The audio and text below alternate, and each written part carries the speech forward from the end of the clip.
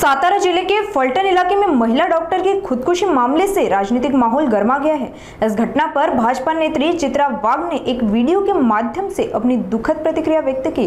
साथ ही उन्होंने घटना से जुड़े आरोपियों पर सख्त कार्रवाई का आश्वासन देते हुए आत्महत्या जैसे कदम उठाने पर चिंता जताई। फलटणची घटना अत्यंत दुर्दैवी आणि मनाला चटका लावणारी अशी घटना आहे की एका डॉक्टरने स्वतःचं आयुष्य त्या ठिकाणी संपवलं। याची माहिती काही वेळापूर्वीच माझ्याकडे आली आणि या संदर्भात साताऱ्याचे एसपी जोशीजी यांच्याशी माझं बोलणं झालंय। FIR नोंदवण्याची प्रक्रिया सुरू झालेली आहे। एवढंच नाही, जे आरोपी आहेत त्यांना सुद्धा पकडण्याची प्रक्रिया सुरू झाली आहे। एक आरोपी साताऱ्याच्या बाहेर आहे, त्याला पकडण्यासाठी पोलिसांची टीम त्या ठिकाणी गेलेली आहे।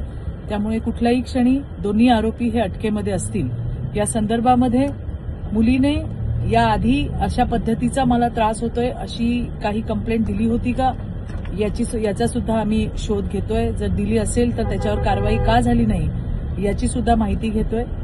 अशा घटनेमध्ये खरं तर मुलींना ज्या वेळेला त्रास होतो त्यावेळेला त्यांना मदत करण्यामध्ये जास्त समाधान मिळतं। आज मुलींनी स्वतःला संपवलंय। मला या घटनेच्या माध्यमातून राज्यातल्या तमाम माझ्या बहिणींना, माझ्या मुलींना मला सांगायचंय की स्वतःला संपवू नका। तुम्हाला त्रास देणाऱ्या या नराधमांना शिक्षा व्हायला पाहिजे।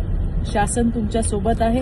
देवाभाऊंनी तुमच्या सुरक्षेसाठी 112 नंबरची हेल्पलाईन सुद्धा त्या ठिकाणी ठेवलेली आहे। ज्या वेळेला असा त्रास होतो त्यावेळेला स्वतःला संपवण्यापेक्षा जे आपल्याला त्रास देतात त्यांच्यावरती कारवाई व्हायला पाहिजे आणि त्यासाठी आम्ही सगळेजण तुमच्या सोबत आहोत। पुन्हा एकदा हेच सांगतेय की अशा पद्धतीचं टोकाचं पाऊल उचलण्यापूर्वी शासनाची मदत घ्या, 112ची मदत घ्या। खरं तर तुम्ही असताना तुम्हाला मदत करण्यामध्ये समाधान आहे।